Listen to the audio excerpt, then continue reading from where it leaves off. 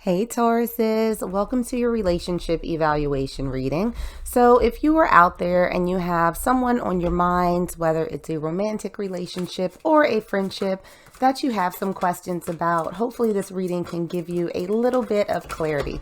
So we're going to start out by looking at the energy that's surrounding this reading for you guys.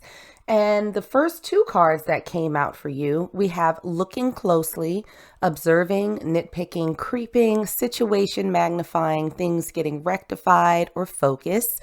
And we also have playing the field, still meeting, dating other people, seeing each other, being a player, or games being played. So let's set these here for a moment and pull another. See what other energies are surrounding this reading for my Taurus collective. And we have another two that came out for you. First card out, sunglasses, watching, looking, stalking, gaslighting, perception, or focusing out. And we also have heart with a key, welcoming love, meeting the one, open your heart, getting together, and perfect. So you have a lot of interesting energies that are floating around you right now, Taurus. It almost feels as though this is a time of exploration for you, but there's a bit of hopefulness. I think that, maybe you have met the one. So it feels like there's been this sort of casual energy of dating around, getting to know each other, kind of keeping your eyes open for what's out there. And it almost feels, especially with the sunglasses card here, that you were just kind of almost like you're chilling in the cut. There's a lot of observation that's happening with this relationship. So I think for a lot of you out there, this is something that's relatively new that may have started out, sort of super, super casual. But in the course of observation, it's like, oh, maybe this person will stick around for a little while. Maybe there's something more to this than maybe this sort of lighthearted engagement that we've been having for a little bit. So let's get into some tarot and see what other messages we can pull for you. So starting out with why this person is actually in your life. What role are they serving right now? And what we have that came out for you is the 10 of Swords in reverse. And so I think for a lot of my Tauruses, because the 10 of Swords really represents some level of betrayal, of, deceptiveness, there's a lot of hurt that's associated with the 10 of Swords. And having that in reverse, it almost feels as though this is a person who has come along to sort of help you heal. That, if you've been through some not so great experiences when it comes to relationships or friendships in the past, where you felt like you were backstabbed, where you felt like you were betrayed, it's almost like this person is a little bit of a redemption song to maybe let you know, hey, everybody's not that bad out here. And we have that clarified by the Queen of Wands in reverse. And so I think the Queen of Wands, when it's upright, is someone who can be a little bit closed off. They're a very intellectual, very thoughtful energy, but they can also have a wall up. There may not be a lot of trust that's associated with that type of energy. So it seems that overall this person has come in to sort of show you that everybody's not as bad as, the last person may have been. So how this person's energy affects you, we have the Star in reverse. And so the star, when it's upright, is really about your hopes and your dreams and, kind of the wishes that you have in life. And I do think that with the star in reverse, this is not a person who's like coming to kill your joy, but I think it's someone who is sort of slowly getting you to reconsider what it is that you want out of a relationship, or what it is that you're looking for out of another person. It could be that previously you had sort of this idea in your head about what a relationship should look like, or, what a friendship should be. And what you thought you wanted maybe was actually not how it turned out. And so I think that they're forcing you to reevaluate. You may be starting to question what it is that you want out of a relationship or another person. And we have that clarified by the Magician in reverse. And so I love this because the Magician, when it's upright, can be about someone who has all of the tools that they need. It's someone who is able to sort of manifest. They're almost, they can create magic. But with the Magician in reverse in your reading, Taurus, it seems as though this person is showing you that you don't have to things don't have to be manipulated, right? You don't have to constantly sort of mix and blend and do this and do that to get things to go your way. It almost feels like this is very easy.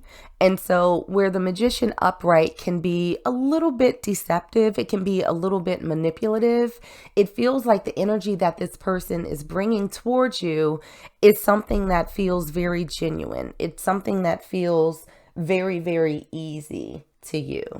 So when you all are together, let's take a look at what your strengths are. And we have the Page of Swords in reverse. So you're getting a lot of reversals out of this spread, Taurus, which is interesting. So the Page of Swords upright is really about someone who, doesn't necessarily take action. It's someone who would rather sort of sit on the sidelines and sort of be a watcher. They're a little bit hesitant, I think, to take those steps forward. But I think that the two of you combined, there's this level of comfort that makes it feel okay for you to move forward. So where you may have been a little bit hesitant before, you're still collecting, the information that you need. There's also a sense of being able to move forward with this person, to grow something a little bit deeper, because it feels like the both of you are invested in doing that. And so the other card that came out to clarify, we have the Four of Wands in reverse. Now, also interesting because the Four of Wands is the 1111 card. It's the gateway. So it can really symbolize a foundation, structure, security, some level of commitment and permanence in something in your life, especially when it comes to relationships. But I think that having this in reverse is that the strengths of you two coming together is that there's really no pressure, right? It's kind of like you're bouncing the energy off of each other, and you all aren't sort of going into it thinking, okay, this is my forever and ever, and we have to make this work, and we have to do this, and we have to do that, and we have to create this foundation. Again, there's just a very easy energy around this. It feels as though this person is drawing you out of this feeling of disappointment and heartbreak that you've experienced in the past. And they're kind of saying, you know what, let's see where things go. Let's keep this easy. And I feel like that's probably the most comfortable place for you right now, is not feeling, that this has to be the end all be all to your friendships or your relationships. But this is someone who's, rather gentle energy is what I'm feeling, is starting to put you in a place where it's like, it's okay to explore. I'm okay with this. Now, what kind of challenges do you face as a team? And so we have the flip side of that. We have the Ace of Pentacles that came out for you. So with the Ace of Pentacles in reverse, it sort of signifies a lack of stability or a new beginning. And so I think that there might be some times where you are in a place of wondering, okay, this is fun, this is light, this is nice, but where is it going? And I think that that's only natural, especially given the transition that I'm seeing in your feelings from being a little bit, hesitant to engage, to get to know someone, to having this nice, easy, breezy energy where it's light, there's no immediate commitment. And then at some point getting to the place of, okay, but what is this? Like, are we, especially when it comes to a romantic relationship, are we going to move forward? Is this progressing? Is this something that's going to be, a little bit more official or committed. What does this look like? And so I think that that's going to be one of the challenges that you do face in this relationship. We have that clarified by the Two of Cups in reverse. So be a little bit cautious because this energy is so light. With the Two of Cups, that really signifies, a partnership, right? Coming together, sharing your cups, if you will. And so, especially when it comes to romantic relationships, this is not necessarily a card when it's in reverse that speaks to, happily ever after, forever and ever, and that's it for the both of you. It feels like the challenge is going to be whether or not you all sort of carry this relationship to the next level. Whether or not, this is your person, or if this is truly just a casual situation. And again, to be clear, even though it feels very, very casual, it's not something that feels disrespectful, right? I think it's just this process of getting to know each other and seeing where things go. But I think that at some point, you or the other person is going to want some sort of answer about what this is. So what's an underlying issue that you all might be facing in your relationship with one another? Okay, we have two that came out, and we have Strength and the High Priestess in reverse.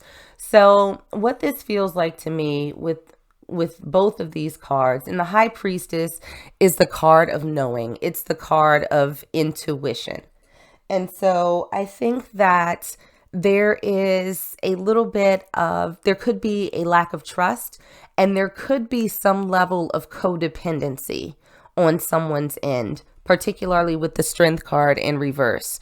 So, thinking about this relationship as it evolves and the questions that you might have, you or the other person might have around where it's going, it could lead to a little bit of clinginess. It could lead to a little bit of not following what your gut is telling you. So, if you feel like you need to have a conversation, but you're scared to, to have that back and forth, that dialogue to figure out where things are, it's almost like you don't trust the other person, you don't trust yourself in terms of your feelings. And so just be a little bit cautious about that, because the longer that this goes and the more that these questions build up about where it's going, it could lead to a change in behavior that's not necessarily going to be healthy for either one of you. Now, the best way to sort of communicate with this person, and this is interesting, now at the end of your reading, you have these cards that came up upright. So we have the Emperor, we have the Five of Wands, and we have the Two of Swords. So what this combination is telling me is that in order to communicate effectively with this person, you're going to have to first make the decision on whether or not that's something that you do, right? It's really about sort of taking the blindfold off and looking at the relationship for what it is. And then these feelings that you might have of hesitancy about having this discussion about where it's going, it almost feels as though you're going to have to push through that a little bit. And, if the other person decides that, they don't want to have that conversation, then you're going to have to figure out what the path looks like in the absence of that information that they're giving you or not giving to you. And that feels like it's where the Emperor card comes in, right? That there's this sense of you being able to look at things at that point from a very logical perspective and saying, okay, well, it doesn't feel, this has been great, but it feels like a little bit too much ambiguity for me. So I'm going to kind of do what I do. I'm going to get back out there. I'm going to meet people. And again, it doesn't feel like this is a bad person. if this happens for you, it just feels as though they may be more interested in keeping it in a place of light fluffiness than going down the fully committed, we're in this together type of role. But at its core, I think you all get along really, really well. I think that this is the type of person that you need to sort of get back out there. But don't be surprised if at some point you start looking for more or they start looking for more, and there's a sense of being a little bit non-committal that comes up. But I think that at some point, in order to answer all of these questions that you have, you're going to have to make the decision to have a very candid conversation with them and then figure out how to readjust based on the information that they provide. And it does feel like the information that they provide is going to be one of, yeah, you know what, let's just sort of keep it where it is. We're good. Or at least I'm good. Now, another message that Spirit has for you, we have discernment. You are developing the skill to distinguish love from fear and truth from illusion. So again, this is really going back to the lessons that you have learned in your prior friendships, in your prior relationships, and ultimately making the decision about what's best for you, what looks like a healthy engagement for you. So approaching this from a place of love and understanding and being open is a good thing, right? It's allowing you to sort of get back out in the world and get to know people in different ways. But it's also going to be up to you when these feelings start coming in and figuring out, well, what's the next step for us? Where are we going from here? Being able to use that discernment to do what's ultimately right for you. And hopefully that doesn't involve codependency, that doesn't involve fighting your intuition when you have the information that you need. So that's what I got for you, Taurus. Like and subscribe if you enjoyed this reading, and I will see you on the next one.